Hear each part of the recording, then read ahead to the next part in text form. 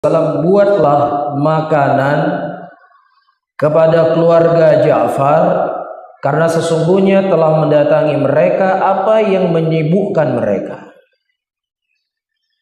Siapa yang membuat makanan? Apakah keluarga yang meninggal ataukah orang yang berkunjung? Apa petunjuk yang datang dari Nabi kita? Petunjuk yang datang dari Nabi kita, orang luar, dia membuat makanan kepada keluarga si mayit karena keluarga si mayit sedang tersibukkan.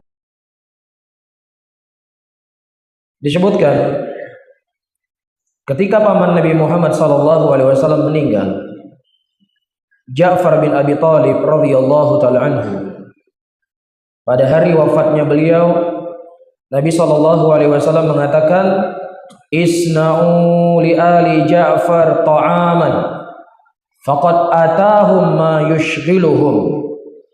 Kata Rasulullah SAW, buatlah makanan kepada keluarga Ja'far, karena sesungguhnya telah mendatangi mereka apa yang menyibukkan mereka. Siapa yang membuat makanan? Apakah keluarga yang meninggal ataukah orang yang berkunjung? Apa petunjuk yang datang dari Nabi kita? Petunjuk yang datang dari Nabi kita, orang luar, dia membuat makanan kepada keluarga si mayit karena keluarga si mayit sedang tersibukkan. Apakah mereka tersibukkan dengan penguburan jenazah atau mencari kain kafan atau hal-hal yang lainnya? Nah, kalau seandainya orang yang kondisinya sedang mendapatkan musibah disuruh sediakan makanan lagi untuk bagi tamu yang datang, ini kira-kira gimana? Iya, ini hadis, saudara-saudaraku muslimin dan muslimat, sudah dikhabarkan oleh Nabi ribuan tahun yang lalu.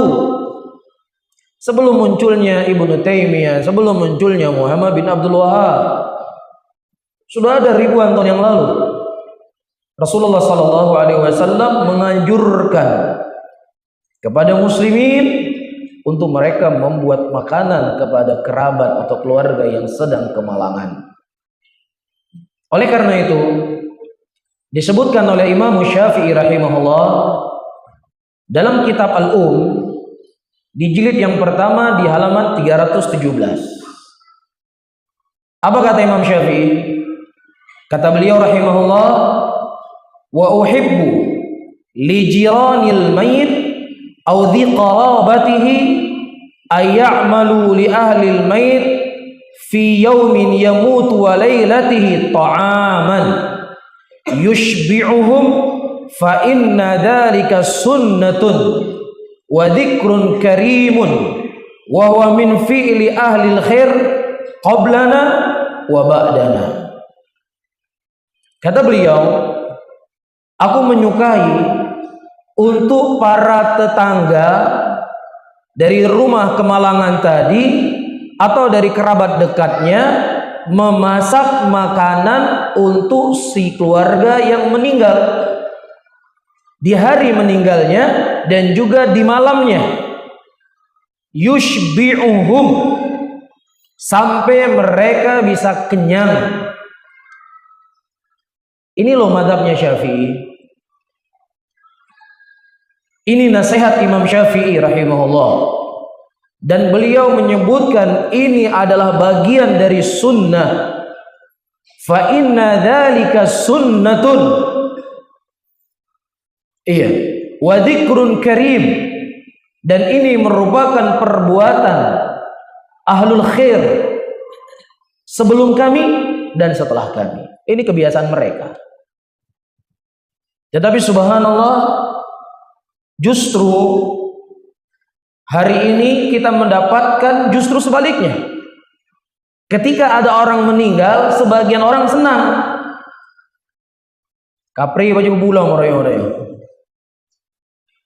Ya, kadang-kadang nggak tanggung-tanggung, 7 hari 7 malam pri baju. Kemudian bersama dengan itu mereka mengatakan, nyo mazhab Syafi'i, Pak. Yang mazhab Syafi'i lagi ya. Masya Allah. Padahal begini kata Imam Syafi'i,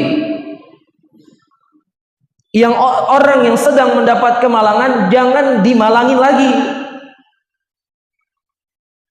Iya, terkadang ketika salah seorang kerabatnya meninggal, sebelum dia berpikir untuk menguburi jenazahnya, sudah tersibukkan dari dia, Pak Amitabr, Pak Joko Mutang. Itu jenazahnya belum dikubur. Jadi hal-hal yang seperti ini terkadang harus lebih cepat dipersiapkan dibandingkan menguburi jenazah. Dan belum lagi di sebagian tempat, ya, terkadang ya meninggal orang itu jadi proyek. Gak tanggung-tanggung pakai emas.